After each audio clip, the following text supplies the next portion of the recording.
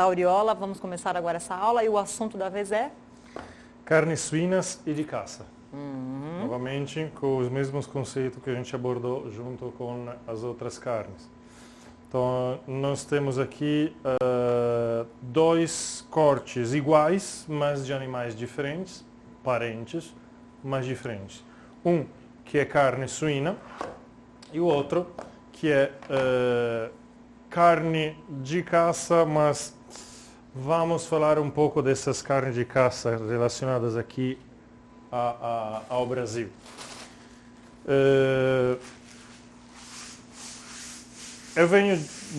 Sou italiano, então eu venho de um país onde a caça, a Europa não é só o país, o continente, a Europa, Estados Unidos também.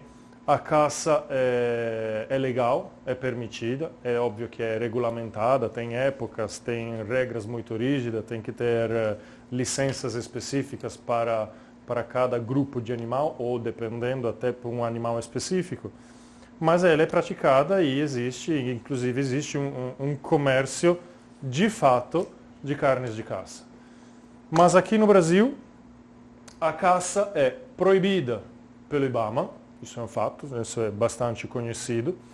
Então, quando a gente fala, na verdade, de carnes de caça, não estamos falando algo muito correto. Tanto é que a maioria dos fornecedores está adotando uma nova terminologia, está falando carnes exóticas, não mais de caça. Porque isso estava gerando uma certa controvérsia. Por quê? Se parte do princípio que se chama isso de carne de caça, como que pode comercializar se ela é proibida, claro, a caça? Então não faz sentido. Então o que aconteceu? Na verdade, o que a gente encontra no comércio, mesmo sendo animais que nos países de origem são animais que pertencem ao grupo dos animais de caça, aqui no Brasil eles são animais, na verdade, de origem selvagem, mas criados em grandes ambientes, de maneira a preservar o máximo possível o habitat natural deles, mas ainda assim criados. Muito bem. Que animais são esses? Temos, no caso dos animais terrestres, o mais clássicos é o javali, que inclusive ao qual pertence este carré aqui, é um carré de javali. E para quem teve oportunidade já de viajar ou ver lá fora carne de javali, pode perceber que na verdade pouco tem a ver com o javali de outros países, Estados Unidos ou mesmo Europa, onde o javali, ou até mesmo a Argentina, onde também é um país onde a caça é liberada, exatamente, é legalizada, e existem javalis de fato. A gente tem uma tela que mostra essa classificação, vamos dar uma olhadinha? Olha lá.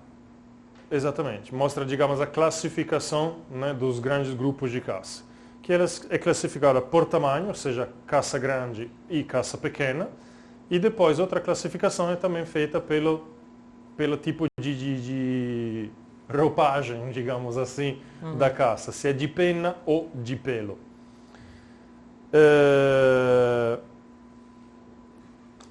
Aqui, no caso específico deste carré de javali, dá para se observar que a cor dele é muito clara, é muito rosa.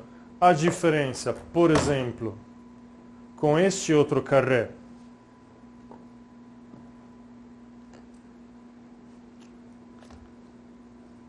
em termos de coloração de carne, é muito pouca, é quase a mesma. Muda o tamanho, ok.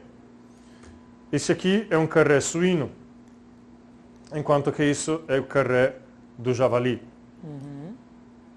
Lá fora, a cor da carne do javali é mais escura do que a cor da carne do cordeiro.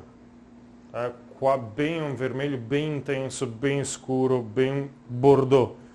Tem um cheiro bem mais intenso, tem um sabor bem mais intenso. Porque, de fato, é um animal selvático. Corre muito selvagem.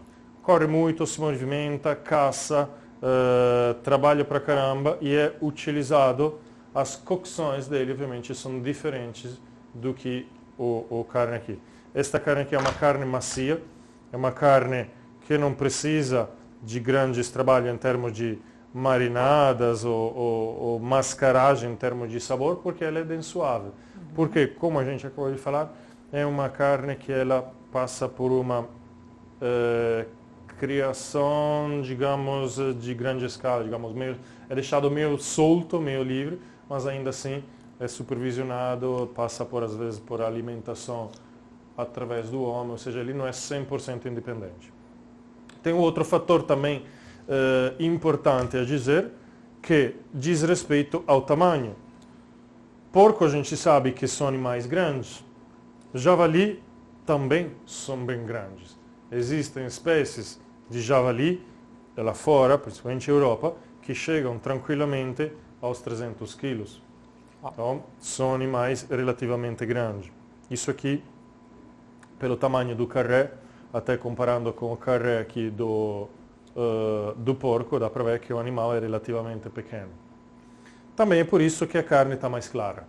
Lembrem-se, né, o assunto que a gente acabou de falar na aula anterior, a coloração da carne sim tem a ver com o tipo de animal, mas tem a ver também com a idade do animal. Quanto mais clara, mais jovem, quanto mais escura, mais velho. Ok? Ok.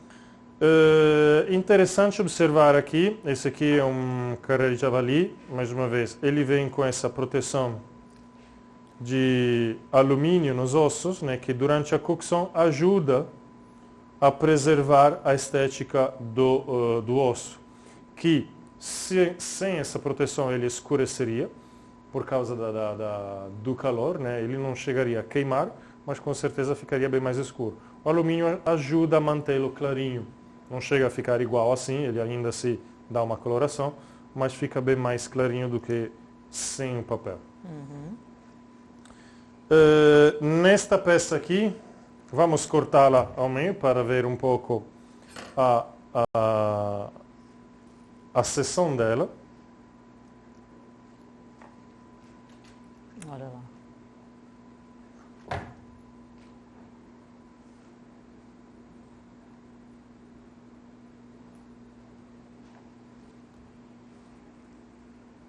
Jonathan Gabi Almeida pergunta, a carne de jacaré está em qual classificação?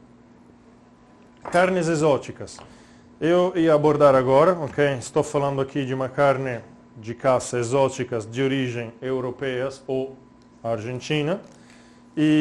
Mas aqui no Brasil, hoje em dia, tem vários fornecedores especializados em carnes exóticas. E dentro dessas carnes encontramos cateto, jacaré, capivara. Coelho está no exótico ou não? Não. Coelho é um animal doméstico. Então não faz parte do grupo das carnes de caça. Ele entra dentro do mundo da cozinha na classificação junto com as aves. É estranho, eu sei, porque não voa coelho de fato, mas vamos ver um pouco mais o porquê amanhã quando a gente for falar de aves propriamente dito. Vamos cortar aqui uma seção do nosso carré de porco. Interessante, já que estamos falando aqui de carnes, como fatiar uma carne? Evitar ao máximo fazer este movimento. Isso não é bom. Por que não?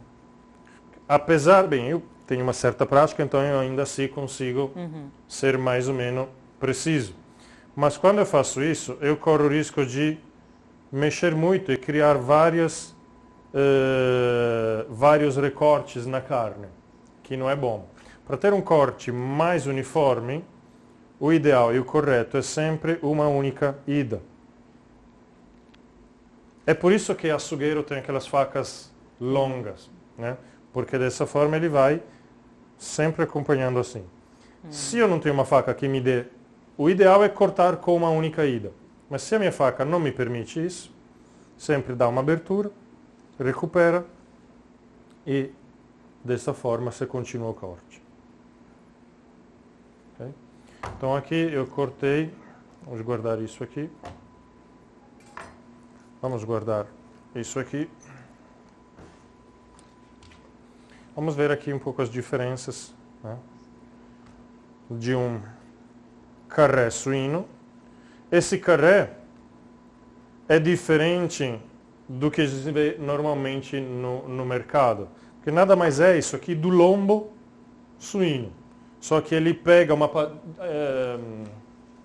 devolve por favor o carré de porco. Ele pega uma parte superior aqui do carré. Ok, aqui dá para ver bem. Aqui é o lombo, Sim. clássico lombo, só que deixaram o osso, então se tornou um carré junto com os ossos, um pouco no mesmo estilo do cordeiro. Mais caro, mas é o mesmo corte do lombo, em termos de sabor não muda. Só que quando a gente pede um lombo com o osso em carré do suíno, eles pegam, porque o carré é grande, né? Então tem essa parte aqui onde acaba, digamos, o carré, o contrafilé, aliás, onde as costelas acabam, é o que vira lombo, de fato. O lombo de porco. Depois o lombo continua, começam as costelas, e aqui vocês podem perceber que começa uma outra coloração, outro pedacinho de carne. Sim. Que se encontra muitas vezes nas bistequinhas. Nas bistecas de porco tem comum essa parte de carne aqui, que é exatamente essa aqui de baixo, que tem uma outra textura, uma outra coloração, um outro sabor do lombo, e ela vem junto. Isso aqui é o começo, né? Se a gente continuasse com o animal, aqui é a parte da cabeça e aqui é a parte do rabo do animal. Se a gente continuasse para frente aqui, a gente encontraria o que é chamado de copa lombo. Porque é o lombo que começa a entrar na parte próxima ao pescoço, que é de onde se retira a copa propriamente dita. Fatiada, que a gente conhece. A copa como embutido ou trabalhada crua, é a própria copa. Exatamente ela. Okay? Então essa aqui, digamos, é a sequência do corte. São cortes parecidos, mas com, dá para ver claramente, uma quantidade de gordura bem diferente. Isso aqui também é o lombo, né? Tem uma quantidade de gordura bem maior, enquanto que aqui menor. E é disso especificamente que eu gostaria de falar um pouco sobre o hábito de comer carne de porco com relação à gordura e com relação a pontos de cocção. Aquele primeiro pedaço parece até um pedaço de bacon, com toda a gordura do lado. Ele se parece mais com os bons cordeiros prêmios, os bons cordeiros importados. O cordeiro nacional não chega a isso. Os cordeiros importados, Nova Zelândia, australiano, eles são praticamente assim. Menores, um pouquinho menores que isso, mas com essa formatação aqui de gordura. E aqui a peça não se faz nada, está pronta para ser cozida, grelhada, assada, do jeito que está. Ninguém está com fome a essa hora aqui no estúdio, ninguém está pensando nessa carne assada, prontinha no prato, né, gente? Imagina. O que eu queria falar com relação ao porco? Se tem... a criação do porco nos últimos 20 anos mudou muito aqui no Brasil e mundialmente falando. Se tinha até ainda um pouco, mas até alguns anos atrás se tinha muito a crença de que carne de porco sempre tinha que ser muito bem passada, senão fazia mal. Isso vem do fato de uma época em que a criação do porco era feita ainda com padrões higiênicos sanitários muito carentes, muito precários. Nessas últimas 2 décadas, isso aqui no Brasil evoluiu muito. Fiscalização fez um grande trabalho, IBAMA, vigilância sanitária, os núcleos veterinários, tudo isso ajudou na evolução e no desenvolvimento da criação correta suína. Então, hoje em dia, o rebanho suíno criado aqui no Brasil, ele é muito mais seguro, é muito mais limpo, é muito mais fiscalizado, é muito mais controlado e, inevitavelmente, a qualidade da carne suína aumentou, melhorou Além disso, o que aconteceu? Antigamente era fácil encontrar nas carcaças suínas camadas de gorduras de 10 até 12 centímetros, que era a característica do porco. Em alguns casos bem específicos de porcos criados, pequenos criadores que ainda são tradicionalistas com relação a esse tipo de característica, ainda se mantém fiel a isso. Mas, de forma geral, hoje em dia, a sociedade evoluiu, os hábitos alimentares mudaram, as necessidades nutricionais da sociedade mudaram, que antigamente se queimava muito mais caloria do que hoje em dia. Verdade. O que acontece? Fez-se que a composição da carcaça suína também foi mudando. Obviamente o homem interferiu nisso. Então hoje em dia, a média, né, dos suínos encontrados, eles não têm mais essa capona de gordura. Ainda tem, porque faz parte do animal. Estamos falando aí já de algo em torno na casa de entre 3 e 5 centímetros, mais ou menos. Ou seja, é um animal muito mais magro, mais saudável, e por isso, em muitos lugares, sempre tendo consciência da origem da carne, já se serve sem problema a carne de porco uma via de meio entre ao ponto e bem passada já não mais, mas digamos um leve rosado, né? Ao ponto para bem, digamos assim. Isso melhora a suculência, isso melhora o sabor, isso melhora a maciez, melhora a digeribilidade. E então, digamos que os restaurantes e os chefs estão fazendo um trabalho disso também, de educação da sociedade, está mudando bastante, estão educando, mostrando que hoje em dia é saudável e é possível comer uma carne de porco não necessariamente bem passada. Até porque, como é uma carne magra, quando ela se faz bem passada, acaba ressecando, acaba ficando mais dura. E muitas vezes a carne de porco pode ser mais saudável do que a carne de boi. Muitas vezes sim, porque como é uma criação bem diferente da carne, não é necessariamente em quantidade menor, não necessariamente, provavelmente sim, mas digamos que está menos sujeita a interferência através de antibióticos, hormônios e todo aquele grupo legal ou não legal que seja de produtos químicos com os quais são tratados os animais. Bem menos do que a carne bovina. Mas estamos sempre falando de que estamos pegando o ideal com o ideal. Digamos, nos dois casos se encontram produtos sadios e de qualidade. Digamos que no campo bovino, talvez,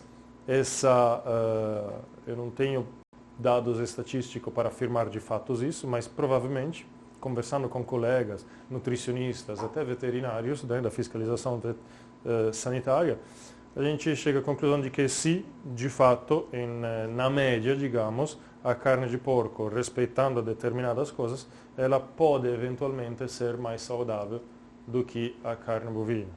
Mas isso também depende de vários fatores, mas certo. pode.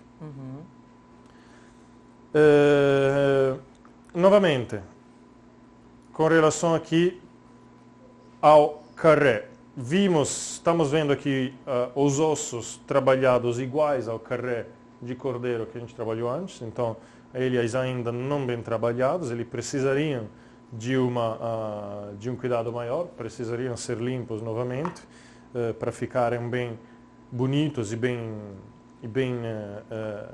limpos para ter um prato mais simpático, mais apresentável.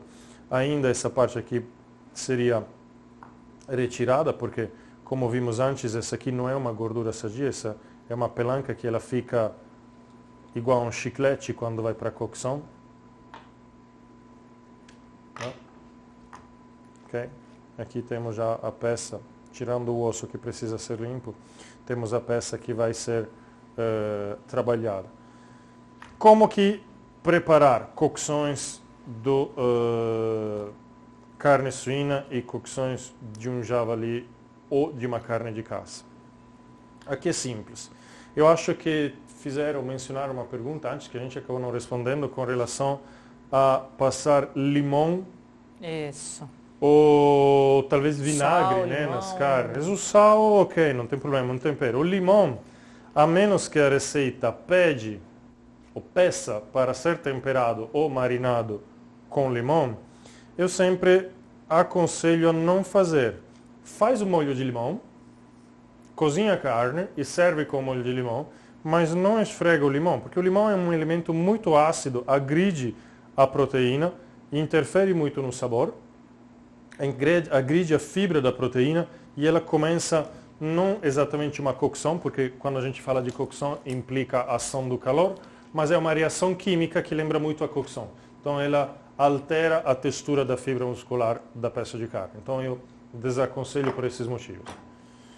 Vamos falar agora um pouco sobre a preparação dessas carnes exóticas ou carnes de caça, porque aqui estamos em um ambiente bastante comum, sem muitos mistérios com relação a preparações. Mas as carnes de caças, ou exóticas, por naturezas, elas são bem mais fortes, são bem mais sabores mais intensos que às vezes incomodam.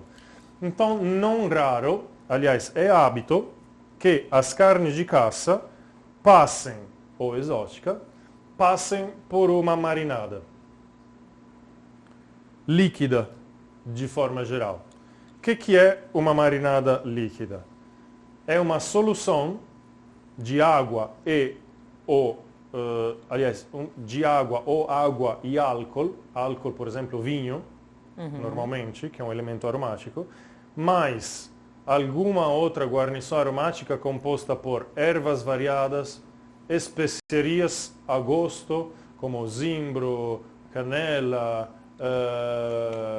anis, se quiser, enfim, não tem uma regra com relação a isso. O pessoal está bem interessado nisso. O Luiz Antônio dos Reis pergunta aqui, em relação aos temperos, quais são os melhores temperos para carne de porco e quantidades a se usar? Quantidade é muito difícil a dizer, as variáveis são demais, a principal dela é o gosto. Então depende muito do que eu quero fazer com ela. Eu quero que a minha carne fique com um gosto marcante de anis, eu coloco mais anis. Isso aí vai do objetivo do cozinheiro e do gosto que ele quer imprimir à carne. Com relação a ervas, as melhores ervas ou temperos para se usar com carne de porco. Isso é cultural, é muito cultural. Por exemplo, eu diria que na Itália, de onde eu sou, ou na Europa, as melhores ervas para serem utilizadas com o porco seria a sálvia. Mas a sálvia é uma erva muito pouco utilizada aqui no Brasil. É muito mais utilizada pelos restaurantes italianos, franceses, alguns, etc. Na França se usaria muito tomilho, principalmente no sul da França, Provence. Aqui se utiliza bastante louro, alecrim. De forma geral, sempre estamos falando, todas as ervas que mencionamos são ervas, como a gente falou ontem. São ervas fibrosas, não ervas macias, ou seja, ervas que têm galhos como madeira. Então são ervas que precisam de cocções longas para liberar o sabor. É esse tipo de ervas que combina com essas carnes. Ervas frescas, não muito, são mais direcionadas a legumes e preparações leves. Quando o assunto é carnes, normalmente as melhores ervas são essas ervas fibrosas. Alecrim, tomilho, manjerona está no limite, sálvia, louro. Não me vem outras agora em mente assim, sobre dois pés. Mas eu te interrompi, você estava falando sobre marinar. Água e algum líquido que contém álcool, como vinho. Ou só água, especiarias e cebola, cenoura, salsão, ou seja, legumes usados normalmente como elementos aromáticos. Podem ser os mesmos legumes utilizados em um caldo. Ou se eu quero misturar, por exemplo, o líquido, muitas vezes entra uma parte de vinho dentro dessas marinadas. Qual é a função do vinho? Duas. Uma, ajudar a aromatizar. Dois, O vinho tem aroma, tem perfume, então ele ajuda a suavizar o produto, o cheiro forte, o sabor forte da carne exótica ou de caça. 3. O álcool, de forma sutil, ajuda a amaciar. E aqui sublinho, ajuda a amaciar. Ele não é que ele sozinho amacia a carne, mas ajuda a deixar a carne ligeiramente mais tenra e mais macia. E por definição, carne de caça e carne de caça são sempre mais fibrosas, sempre mais rijas do que as carnes domésticas. E quando falo doméstica, não é do pátio de casa, doméstica no sentido de criação. Com relação à marinada, o que falar a respeito dela? As proporções aí também vão de gosto para gosto. Digamos que a peça de carne normalmente fica sempre mergulhada nesta solução. Tempo. Quanto menor o corte de carne, menor será o tempo de marinada. Quanto maior o corte de carne, maior será o tempo. Por exemplo, se eu for marinar esta peça aqui, digamos que eu marinaria, se fosse esse javali eu não estaria nem marinando, mas um javali, digamos, europeu ou uma carne de caça de fato, uma peça desse tamanho eu estaria marinando por algumas horas. Stop. 2, 3 horas no máximo. Já se eu tivesse um pernil grande, eu estaria marinando provavelmente um dia inteiro, 24 horas ou até 2, dependendo do animal. Quanto mais forte e agressivo for o sabor e o aroma da caça, mais longa será a marinada. Então, digamos que, considerando esses fatores, estamos falando de um tempo que vai das 2, 3 horas até as 48 horas de marinada normalmente. A Helga Koll pergunta se é melhor vinho branco ou tinto. Carne de caça branca, vinho branco. Carne de caça vermelha, vinho tinto. Mas é uma regra muito genérica. Depois pode, digamos que é uma regra genérica que se baseia nos seguintes conceitos. Coloração, primeiro. Se a carne da caça que eu estou utilizando está mais para o branco e eu colocar um vinho tinto, ela vai colorir.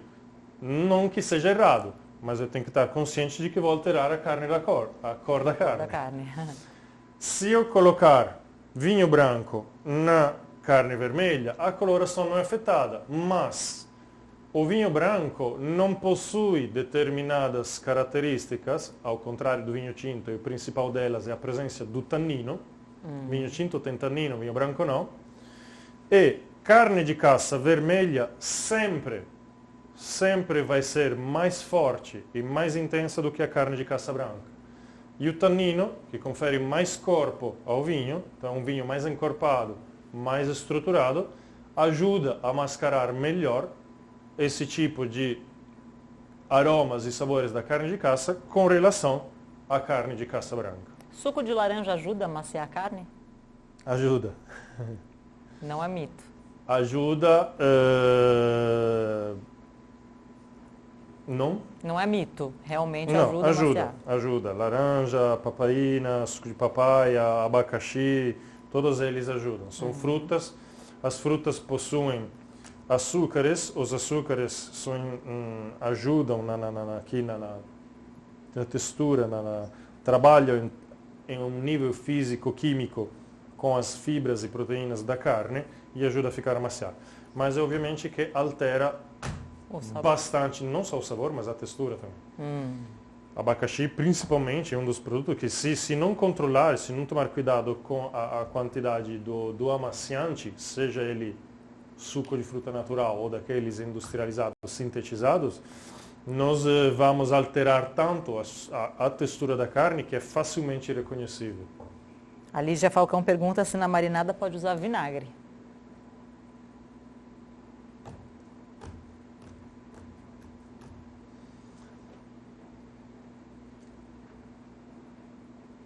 Nunca vi. Eu não diria que não, mas tomaria muito cuidado com a proporção. É um ácido muito agressivo, muito mais ácido do que o vinho, muito mais agressivo que o vinho, tanto em sabor como em acidez de fato. E ele agiria, acredito eu, de forma muito agressiva na proteína. Fora o fato que é muito ácido de fato. Então, em termos de sabor final, como cozinheiro, eu não acho que que seja o ideal. Agora, dependendo das proporções, eventualmente sim. Muito bem. A gente estava falando sobre as ervas, a Adelaide Pretel Mendes. Olá, boa tarde. Que tal a hortelã nas carnes suínas de caça?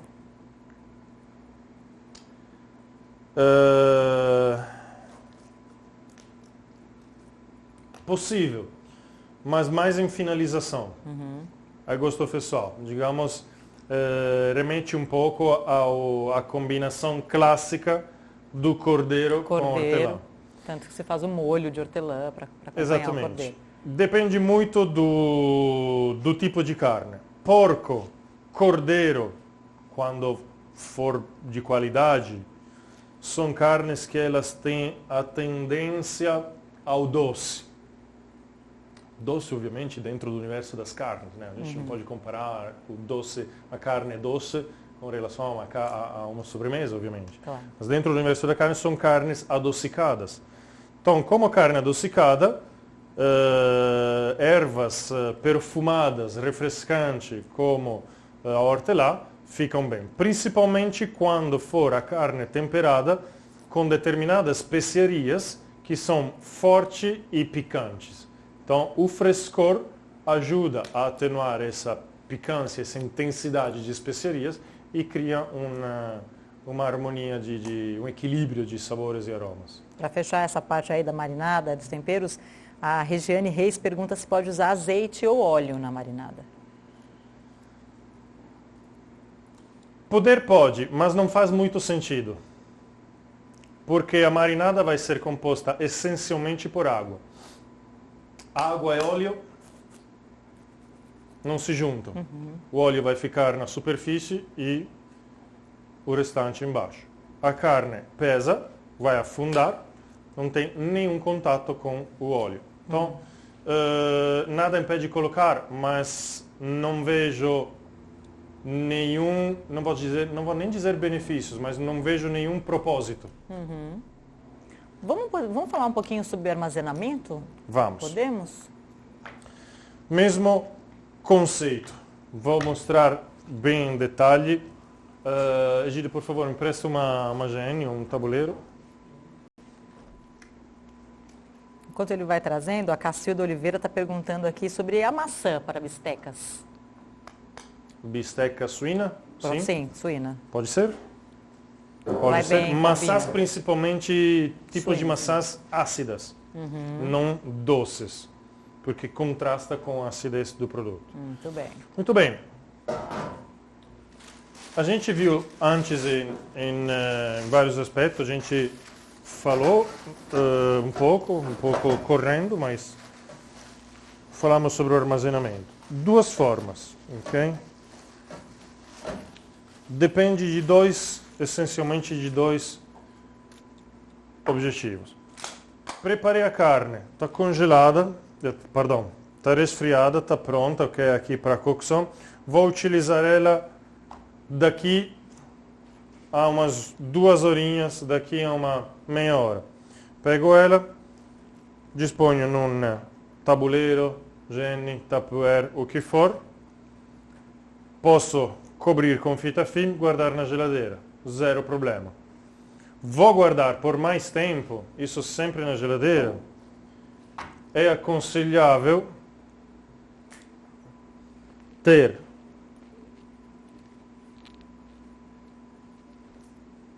quase cai. O elemento absorvente, eu uso esse tipo de pano branco próprio para alimentos, que ajuda a absorver a umidade que a carne solta. Se for uma carne ainda semi-congelada, colocar uma grelha embaixo.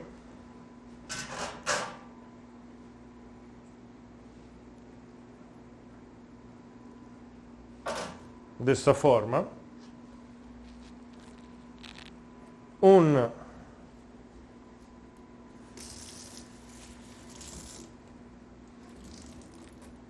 mesmo pano umedecido e espremido, cobre para manter a umidade da carne sem estar molhada, ou tampa ou fita filme, geladeira. Geladeira. O Vitor Tati pergunta se congelar carnes é saudável. Não tem a ver com saudável congelar a carne, tem a ver com mudança de textura e textura principalmente, sabor mais ou menos. Sabor afeta, mas muito, muito sutilmente. Por quê? O que acontece com o congelamento? Qual é o nome? Vitor. Vitor. Todo elemento contém água, mais ou menos. A água, quando congela, cristaliza. Cristalizando, se transforma em sólido. Passando de um líquido para sólido, ela aumenta de volume. A água presente nas proteínas é uma água que está, obviamente, a gente não vê nem a olho nu, né? Mas ela está microscopicamente enfiada dentro das fibras da carne. Se eu congelo em termos caseiros ou até mesmo comerciais, simplesmente colocando no freezer, mesmo que seja uma câmara negativa desse de restaurante, o que acontece? O congelamento acontece de maneira lenta. Quanto maior a peça, mais lento o congelamento. Quanto mais lento o congelamento, maior será o cristal de água que se forma. Quanto maior o cristal de água, mais vai rachar, literalmente, quebrar, rasgar as fibras. Não a olho nu, sempre microscopicamente, mas vai afetar. Quando eu descongelo essa carne, o que acontece? A água, obviamente, vai derreter. Como rasgou as fibras, o cristal de água interno, não consegue mais ser retido pela fibra, então ele vai embora. Então a carne fica toda flácida, mas pior do que isso, perde a suculência. Então a tendência da carne é a ficar mais seca. Por quê? Porque quando as fibras estão juntas, elas retêm a umidade. Como elas rasgaram e a água descongela, tem espaço para a água ir embora. E a água são os sucos da carne. Isso em um congelamento caseiro. Existem equipamentos, obviamente, onde o congelamento acontece muito rápido. Esse é um congelamento adequado. Mas estamos falando de indústrias ou equipamentos ainda assim disponíveis, sim, para restaurantes comerciais, mas sempre para um congelamento de peças pequenas, nunca peças grandes. Peças não maior do que isso. Onde uma peça dessa ela consegue congelar, eu diria, em 10, 15 minutos. Muito bem. Tem mais alguma coisa sobre armazenamento? Sim. Aqui vimos esse método para um uso não imediato, mas um uso nos próximos dias. Eu diria que desta forma, no máximo, fazendo a manutenção destes dois elementos, o seco e o úmido, 2 dias. Porque depois o ar começa a oxidar, começa a interagir com a carne e ela começa a ser afetada. Ela continua boa, não estraga, mas ela começa a afetar a parte visual, estética da carne. Mais do que isso, embalagem a vácuo. E quando for embalar a vácuo, né, com a máquina própria, na própria embalagem, colocar a peça de carne, um fiozinho de azeite, 2, 3 grãos de pimenta do reino branca e sela e armazena. Não necessariamente congelado. Neste armazenamento, ela dura, sem problema algum, 1 semana, 10 dias, na temperatura correta, que é de 0 a 2 graus. Por que o azeite? Por que a pimenta do reino branca em grão? O azeite é um conservante natural, ajuda, né? Não é para temperar a carne, é justo um fiozinho, pode ser uma leve pinceladinha. é um conservante natural, então ajuda na conservação. Além disso, cria uma leve pátina, como toda gordura, ela forma uma pátina que isola, protege do contato do ar, porque mesmo embalada a vácuo sempre há um mínimo de ar.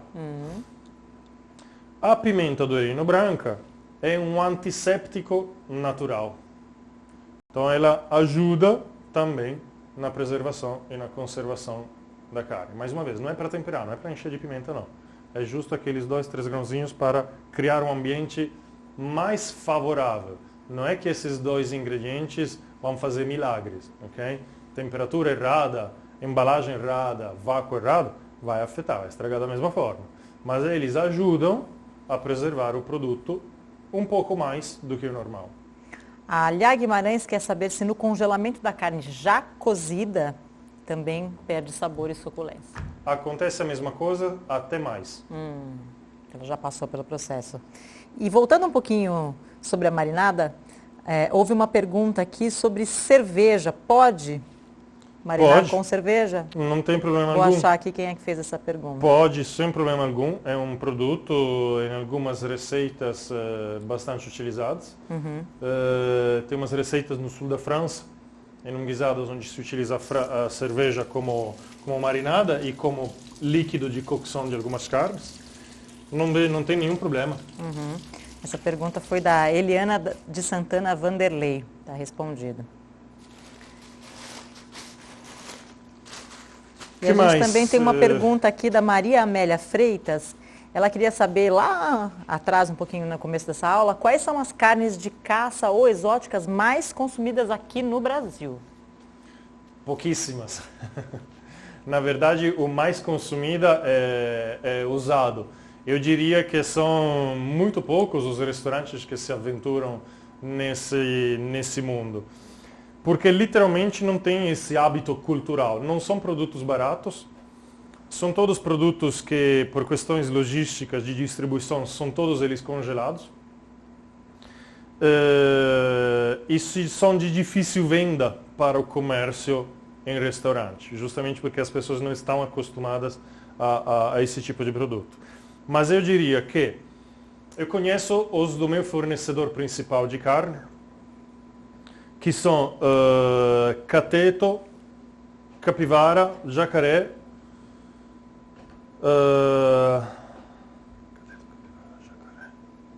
tem um outro que me foge o nome. Cervo? São todos... São todos animais típicos daqui. Ah, bom. São todos animais de carne exóticas, mas todas originárias aqui do Brasil. A rã se enquadra onde? Ela é exótica, não é? Aqui no Brasil talvez sim. Lá fora não. Não é... Na França é super comum. Sim, exatamente. Então não é carne de caça absolutamente, ela se encaixa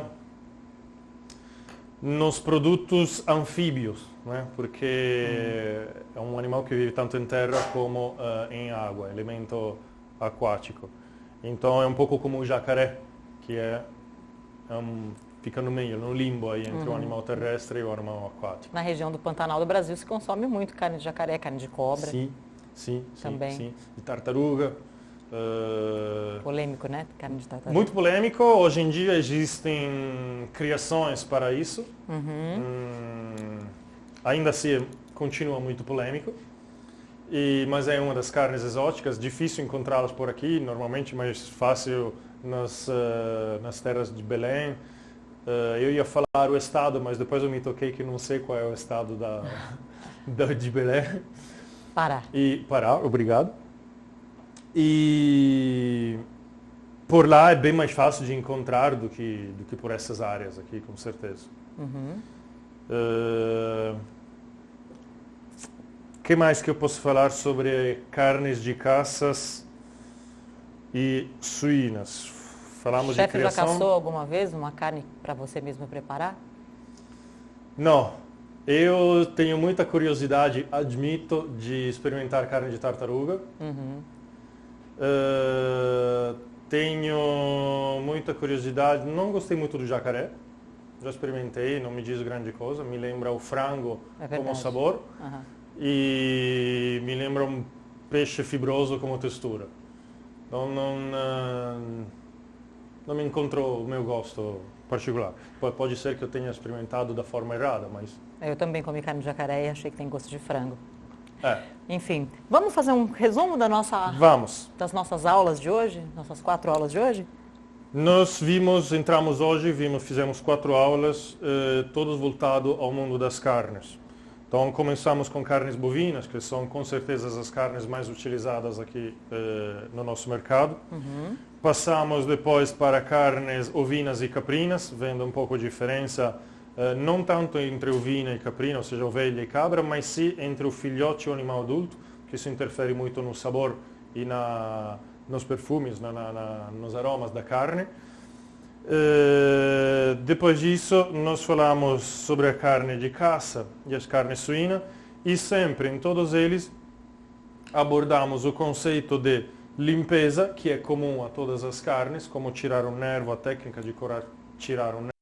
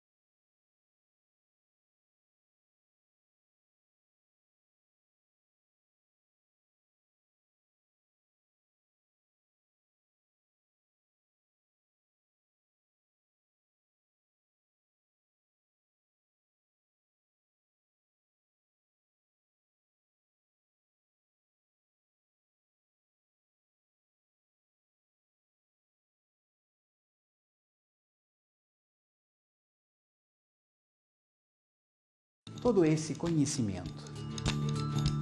No curso de lembrancinhas comestíveis, eu vou te ensinar a preparar 15 deliciosas receitas.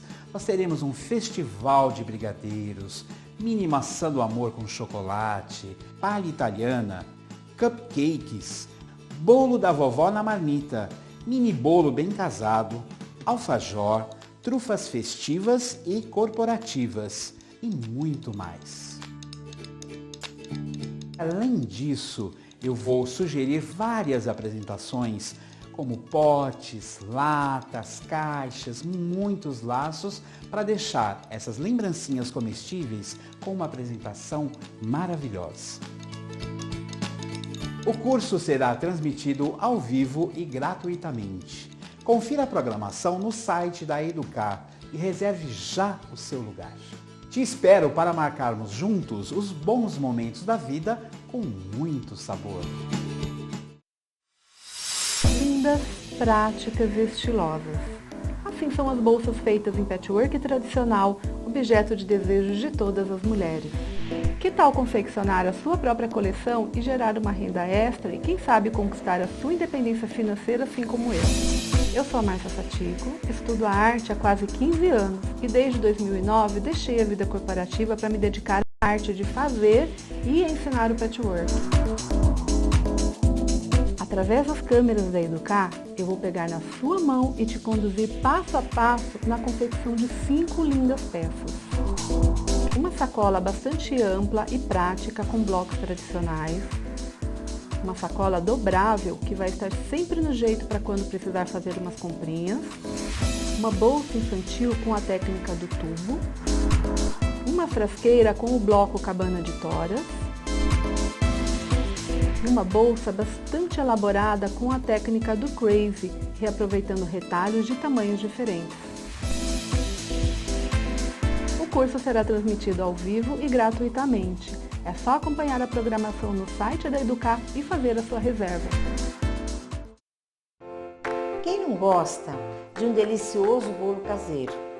Para você comer em casa com a família, no café da manhã, no chá da tarde ou mesmo no seu local de trabalho. As massas simples e deliciosas são um sucesso e uma ótima oportunidade de negócio.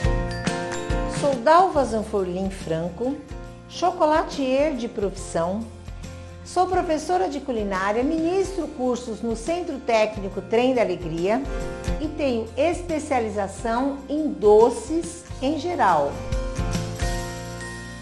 No curso Bolo da Vovó Doces e Salgados, vou te ensinar mais de 25 receitas, entre os bolos mais pedidos com massas fofas ou amanteigadas e sabores tradicionais. Você também vai aprender a fazer bolos especiais, contemporâneos, caldas e pães de ló salgados. Tudo no passo a passo. O curso será transmitido ao vivo e gratuito. Confira a programação no site da Educar e reserve o seu lugar. Eu te espero. Você que é maquiador e sempre recebe o pedido das suas clientes para ficar com aquela pele perfeita, sem falhas, feito às atrizes e modelos, agora você poderá realizar seu desejo. Eu sou Cristina Gal e trabalho com cabelo e maquiagem há 15 anos. Sou visagista e pioneira da utilização do airbrush no Brasil. Tenho meu trabalho publicado em diversos editoriais. Sou uma verdadeira apaixonada pela arte de maquiar. E no curso Maquiagem com Airbrush, você vai aprender tudo o que precisa saber para usar essa tecnologia a seu favor. Vou te ensinar a técnica de maquiagem e correção de pele com o airbrush, da montagem do equipamento às técnicas de correção. Você vai aprender a esculpir, contornar, dar forma e salientar os traços através da maquiagem. E ainda, corrigir imperfeições de forma eficiente e natural. Esse curso é um ótimo investimento para você que deseja trabalhar na produção de TV, cinema e teatro, ou mesmo com a maquiagem social voltada para casamentos, festas e eventos. O curso será transmitido ao vivo e gratuitamente. Confira a programação no site da Educar e reserve já o seu lugar.